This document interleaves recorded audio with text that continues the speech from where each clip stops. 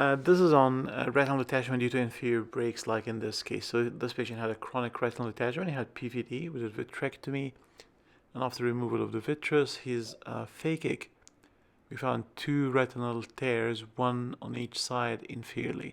This is one of them here. So now treating these breaks with diathermy, which I always do, even if it's a big break and you can drive a bus through, I would always mark with diathermy. You can see some vitreous probably still attached anteriorly.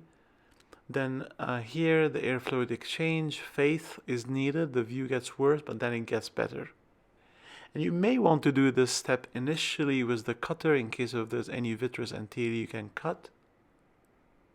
But here this is one with the back flush. And again, the view gets better, you need to change the focus, and a little bit of XY gets the view better, and you want to drain from the break.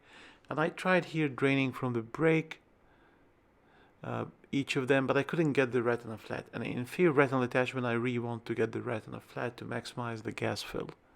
Here at drainage retinotomy with diathermy under the disc, you make a burn, then you poke it with the sharp tip of the diathermy, and after that you finish off with a back flash. The end point is the RPE, the retina stuck to the RPE.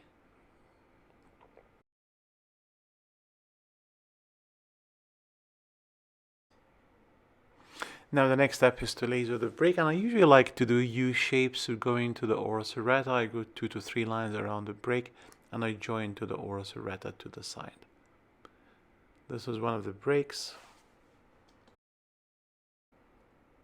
And here, this is the other break, again doing the same thing, joining to the ora serrata to the side.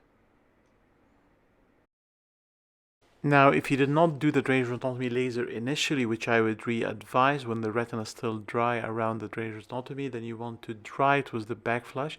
And one tip to know is that the back flush works on the laser setting, like you can see here.